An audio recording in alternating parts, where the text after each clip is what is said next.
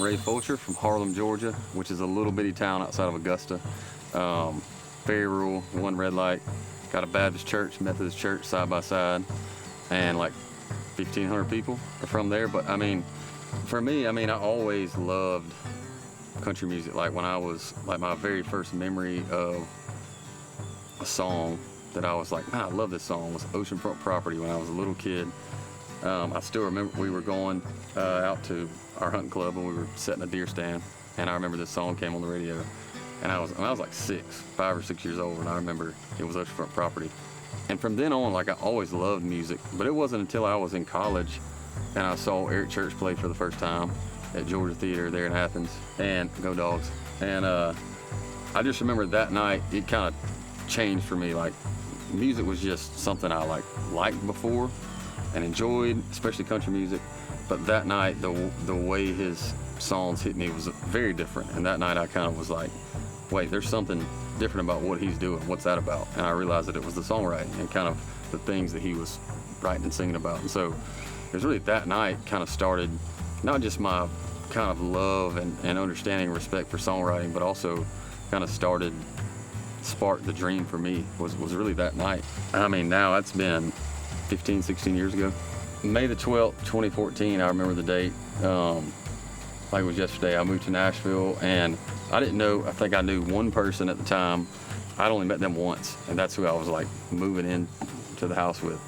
It was to this day the scariest thing I've ever done, but I just remember being like, I know that this is the step I have to make if I want to like see if I have what it takes or whatever. But I mean, it was really exciting, obviously, but it was absolutely the scariest thing I've ever done. But I mean, I think for me at least, what I've learned through that experience was like now I'm not as afraid of scary things, because a lot of times it's kind of have to get through that uncomfortableness or that scary part to get to that part. And so, but yeah, I mean, it was terrifying.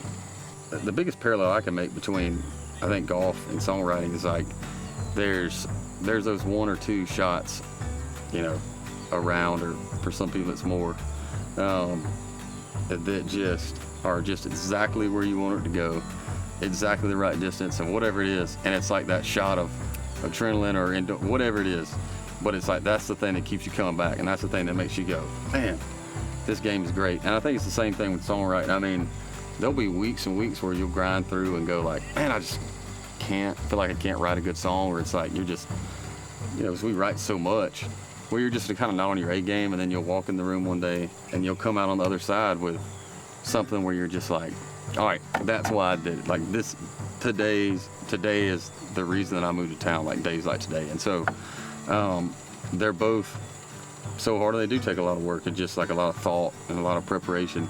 And you don't always get to kind of reap the rewards of it right then and there, but I think over time you do, and I think they're both very similar in that way. So, I mean, the first one that I would say that changed my life was When It Rains It Pours. It was my first #1, a song that Luke Combs put out, and we wrote it with Jordan Walker. And there's been, I mean, a bunch of others down the line that have in different ways.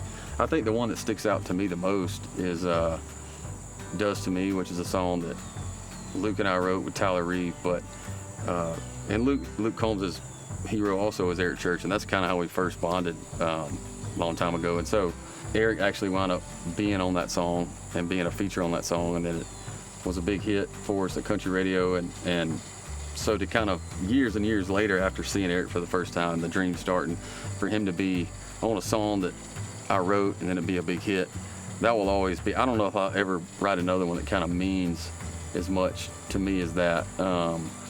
And you know, I think there's songs of mine that I've put out, like Anything Like You Dance was one that kind of turned the page for me, for being just a songwriter to kind of be the artist guy, and was the first one that kind of popped off for me and helped me get a record deal and all that. And so, but there's so many songs that I think we write that maybe the world doesn't get to hear, that have been life-changing in different ways. Like maybe it was that thing that you were going through that you had to get this thing out and on paper, and on the other side of writing this song you kind of felt better about the situation, or it helped you work through it. That's life-changing in a very different way, but as far as the kind of broader world's concerned, I would say those are 2 or 3 of the ones for me. This is that one that I wrote with Luke, and him and Eric Church put it out. It was a big hit for us back in 2020.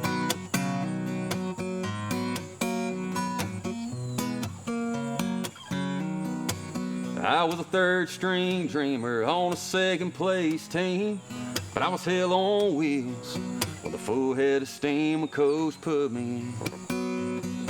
And I'm still proud of that hit. I was the last resort to go to prom with the queen, thanks to an ex-boyfriend who broke her heart that week. No, I didn't get lucky, but I still felt like a king. That might not mean much to you, but it does to me. So say I'm a middle of the road, not much to show, an underachieving average Joe. I'm a hell of a lover, a damn good brother, and I wear this heart on my sleeve. And that might not mean much to you, but it does to me.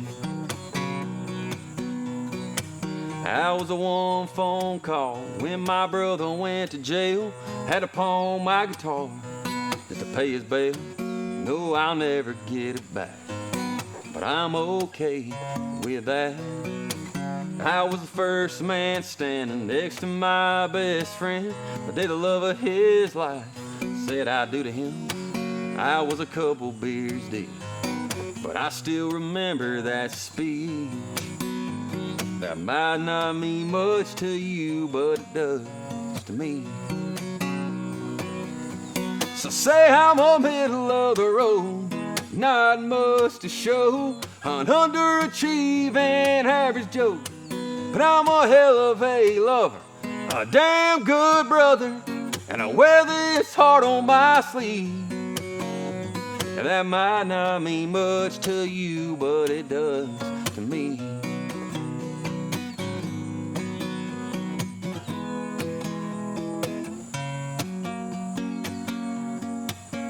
There's a worn out blade my granddaddy gave me. Mama's first Bible, Daddy's Don Williams Bible. That first fish catching zip code 33. Well, it might not mean much to you, but it does to me. So say I'm a middle of the road, not much to show, an underachieving average Joe.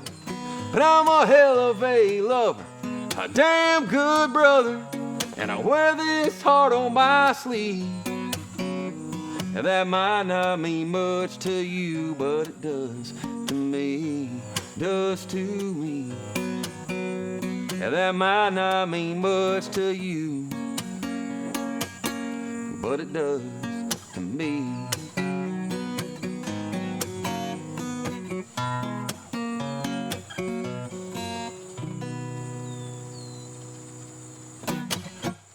Yeah.